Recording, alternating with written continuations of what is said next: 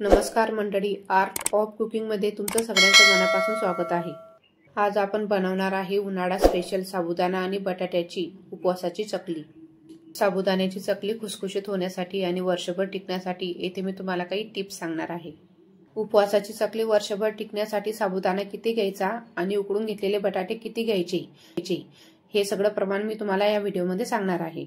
चला तर वर्षभर टिकणारी साबुदाण्याची चकली कशी बनवायची हे आपण या व्हिडिओमध्ये बघूया।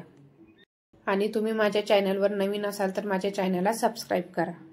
तर येथे मी या भांड्याच्या मापाने अर्धा किलो साबुदाणा मोजून घेतलेला आहे आणि या भांड्याच्या मापानेच आपण पाणी सुद्धा मोजून घेणार आहे। तर सुरुवातीला आपल्याला हा साबुदाणा स्वच्छ निवडून घ्यायचा आहे। चकली बनवण्यासाठी आपल्याला साबुदाणा हा किलोच्या मापाने म्हणा किंवा भांड्याच्या मापाने आपल्याला साबुदाणा मोजून घ्यायचा आहे। मोजून घेतलेला साबुदाणा आपण एका मोठ्या भांड्यामध्ये काढून घेऊ आणि या साबुदाण्यामध्ये पाणी घालून आपल्याला हा साबुदाणा 2-3 वेळेस हलक्या हाताने धुवून घ्यायचा आहे। म्हणजे या साबुदाण्यामध्ये थोडाफार जो काही कचरा असेल तो पाण्यामध्ये निघून जाईल। तर येथे आपण हा साबुदाणा 2-3 वेळेस स्वच्छ पाण्याने धुवून घेतलेला आहे। आता आपण हा साबुदाणा भिजवण्यासाठी यामध्ये पाणी घालून घेऊ। साबुदाणा भिजवण्यासाठी आपण यामध्ये अर्धा इंच पाणी घालून घेणार आहे। नेहमी आपण साबुदाण्याची खिचडी बनवण्यासाठी साबुदाणा भिजायला घालतो त्याप्रमाणेच आपल्याला इथे साबुदाणा भिजायला घालायचा आहे। 5 किंवा 6 तासासाठी आपण हा साबुदाणा भिजण्यासाठी बाजूला ठेवून देऊ। तुम्ही बघू शकता आपण हा साबुदाणा 5 ते 6 तासासाठी भिजायला ठेवलेला होता। आता हा साबुदाणा छान भिजलेला आहे, मऊ झालेला आहे। हाताला हा साबुदाणा कुठेही निंबर लागत नाही।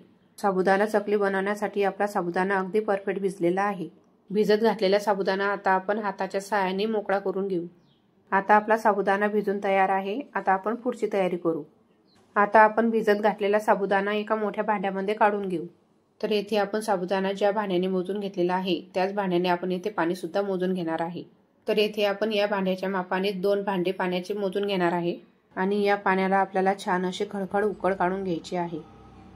आणि या साबुदाण्यामध्ये आपल्याला उकळून घेतलेलं पाणी थोडं थोडं घालून घ्यायचं आहे। तर सुरुवातीला उकळून घेतलेलं अर्धे पातेलं पाणी आपण साबुदाण्यामध्ये घालून घेऊ। आता हा साबुदाणा आपण चमच्याच्या सहाय्याने पाण्यामध्ये व्यवस्थित मिक्स करून घेऊ। बराच वेळ असं होते की बऱ्याच साबुदाण्यांना पाणी कमी लागते आणि काही साबुदाण्यांना पाणी जास्त लागते।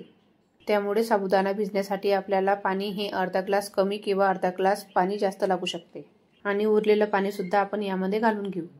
या साबुदाण्यामध्ये गरम पाणी घातल्यानंतर आपण यावरती लगेचच झाकण ठेवून देऊ आणि हा साबुदाणा आपल्याला 10 ते 12 तास भिजत घालायचा आहे। 10 ते 12 तास आपण हा साबुदाणा भिजत घातल्यामुळे हा साबुदाणा दुप्पट ते तिप्पट फुलून आलेला आहे। आपण हा साबुदाणा 10-12 तासासाठी भिजत घातल्यामुळे हा साबुदाणा असा मऊ झालेला आहे। तर या साबुदाण्यामध्ये कुठेही साबुदाणा निंबर आलेला नाही। हा साबुदाणा छान नरम झालेला आहे। साबुदाणा अशा पद्धतीने भिजायला घातल्यामुळे आपली चकली छान खुसखुशीत होते। आपण येथे अर्धा किलो साबुदाण्यासाठी 1 किलो बटाट्याचा वापर करणार आहे। साबुदाण्याची चकली बनवण्यासाठी आपण जेवढा साबुदाणा घेतलेला आहे त्याच्या दुप्पट आपल्याला इथे बटाटे वापरायचे आहे। म्हणजे तुम्ही 1 किलो साबुदाणा घेतला तर तुम्हाला येथे 2 किलो बटाटे घ्यावे लागतील। तर येथे मी 1 किलो बटाटे हे उकडून घेतलेले आहे आणि त्या बटाट्यावरील आपल्याला साल काढून घ्यायची आहे। अशा प्रकारे येथे मी सर्व बटाट्याचे साल काढून घेतलेले आहे। बटाटे शिजवत असताना आपल्याला बटाटे येथे जास्त शिजवायचे नाही, नाहीतर त्यामध्ये पाण्याचं प्रमाण हे जास्त होते। बटाटे जास्त शिजले तर चकली बनवायचं मिश्रण हे थोडं पातळ होऊ शकते। बटाटे शिजवत असताना आपल्याला बटाटे हे लक्षपूर्वक शिजवून घ्यायचे आहे। उकडून घेतलेले सर्व बटाटे आपण खिसणीच्या सहाय्याने खिसून घेऊ। बटाटा खिसणीने खिसून घेतल्यामुळे चकली बनवत असताना बटाटा कुठेही अटकत नाही। शिजवून घेतलेले बटाटे आपण हाताने कूच करून घेतले तर आपण चकली टाकत असताना ते साच्यामध्ये अटकतात। म्हणून आपण येथे हे बटाटे खिसणीने खिसून घेणार आहे आणि अशा प्रकारे आपण सर्व बटाटे खिसणीने खिसून घेऊ। तर येथे आपण गरम पाण्यामध्ये साबुदाणा भिजायला ठेवलेला होता। किसून घेतलेले सर्व बटाट्याचा किस आपण साबुदाण्यामध्ये काढून घेऊ। साबुदाणा आणि बटाटे आपल्याला व्यवस्थित मिक्स करण्यासाठी मोठ्या भांड्याचा वापर करायचा आहे। तर येथे मी हा साबुदाणा सुरुवातीलाच मोठ्या भांड्यामध्ये भिजायला घातलेला आहे। तर या चकलीला काही चव यायला हवी म्हणून आपण यामध्ये काही साहित्य घालणार आहे। या चकलीला चव यायला हवी म्हणून आपण यामध्ये 2 चमचे मीठ घालून घेणार आहे आणि यामध्ये मी 2 चमचे हिरवी मिरची पावडर वापरणार आहे। हिरवी मिरची वापरल्यामुळे या चकलीला असा पिवळा कलर येतो आणि दिसायला चकली छान दिसते। चकली बनवण्यासाठी शक्यतो हिरवी मिरचीचाच वापर करायचा। तुमच्याकडे हिरवी मिरची पावडर नसेल तर यामध्ये तुम्ही लाल मिरची पावडरचा वापर करू शकता।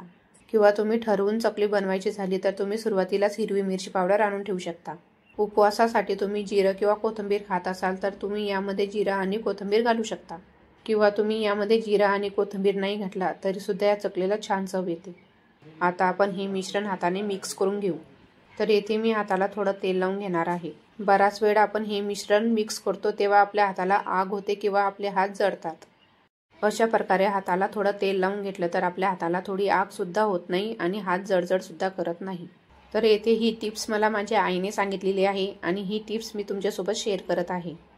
तर अशी काही चकली बनवत असताना किंवा इतर काही पदार्थ बनवत असताना तुमच्या हाताला जळजळ होत असेल तर ही टिप्स तुम्हाला नक्कीच कामात पडेल। किंवा चकलीचं मिश्रण तुम्ही चमच्याच्या साहाय्याने सुद्धा व्यवस्थित मिक्स करू। चकलीचं मिश्रण आपण हाताने जर का व्यवस्थित मिक्स केलं तर हे व्यवस्थित मिक्स होते। हाताने हे मिश्रण लवकर मिक्स होते आणि तुम्ही चमच्याने जर का हे मिश्रण मिक्स केलं तर त्याला बाइंडिंग छान येत नाही। म्हणून येथे मी हे मिश्रण हातानेच व्यवस्थित मिक्स करून घेणार आहे। तर येथे तुम्ही बघू शकता चकली बनवण्यासाठी आपलं मिश्रण येथे व्यवस्थित तयार झालेलं आहे। तयार करून घेतलेलं मिश्रण आपण लगेचच चकल्या बनवण्यासाठी घेणार आहे। हे मिश्रण आपण असं जर का थोडा वेळ ठेवलं तर हे मिश्रण घट्ट होते, म्हणून आपण हे पीठ मिक्स करून घेतल्यानंतर लगेचच चकली बनवण्यासाठी घेणार आहे। तर येथे मी चकल्या बनवण्यासाठी साच्याचा वापर न करता मिठाची रिकामी पिशवी घेतलेली आहे। एका बाजूने आपण ही पिशवी कट करून घेऊ आणि दुसऱ्या बाजूने ही पिशवी पूर्ण कट करून त्यामध्ये चकलीचं पीठ भरून घेऊ। तर या पिशवीमध्ये पीठ भरत असताना दाबून दाबून आपल्याला हे पीठ पिशवीमध्ये भरून घ्यायचं आहे।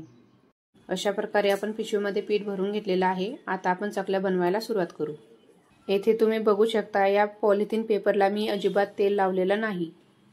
तर या चकल्या आपण पॉलिथिन पेपरवरती टाकून घेणार आहे।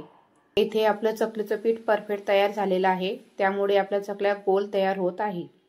चकली बनवत असताना चकली कुठेही तुटत नाही, अगदी परफेक्ट तयार होत आहे। अशा प्रकारे आपण उरलेल्या सर्व पिठाच्या चकल्या तयार करून घेऊ। अशाच पद्धतीने आपण सर्व पिठाच्या चकल्या बनवून तयार करून घेऊ। तुम्हाला जर का या चकलीचं पीठ थोडं पातळ वाटत असेल तर थोडा वेळ हे पीठ सुकू दिल्यानंतर तुम्ही या चकल्या टाकून घेऊ शकता। चांगलं कडक ऊन असेल तर 4-5 तासांनी आपण ह्या चकल्या पलटवून घेतल्या तरी चालेल। आता ह्या चकल्या चांगल्या सुकलेल्या आहे। आता आपण ह्या चकल्या पलटवून घेऊ। 2 ते 3 दिवस आपल्याला या चकल्या कडक उन्हामध्ये चांगल्या वाळवून घ्यायच्या आहे। तुम्ही बघू शकता इथे माझ्या चकल्या छान तयार झालेल्या आहे। फक्त येथे एक लक्षात असू द्या, जेव्हा आपण चकली बनवायला घेतो तेव्हा चकली ही टाकताना थोडी जाड टाकायची, म्हणजे वाळून या चकल्या थोड्या बारीक होतात। तर यामधील मी काही चकल्या तुम्हाला आता तळून दाखवणार आहे। येथे आपल्याला चकली तळण्यासाठी तेल लागणार आहे आणि तेल हे आपण चांगलं गरम करून घेतलेलं आहे। तुम्हाला इथे दिसतच असेल, आपण चकली तेलामध्ये टाकल्यानंतर चकली ही दुप्पट तिप्पट फुलून आलेली आहे। अशा पद्धतीने तुम्ही साबुदाणा चकली बनवली तर ती वर्षभर तर टिकते, त्यापेक्षा सुद्धा जास्त टिकू शकते आणि ही खराब होत नाही। आणि ही चकली खायला कुरकुरीत लागते आणि ह्या चकलीची चव तर खूपच छान आहे। आजची रेसिपी तुम्हाला आवडली असेल तर नक्की ट्राय करू शकता। आजची उपवासाची चकली तुम्हाला आवडली असेल तर एक लाईक नक्की करा आणि माझ्या चॅनलला सबस्क्राईब करा। भेटूया अशाच नवीन रेसिपी घेऊन, तोपर्यंत नमस्कार।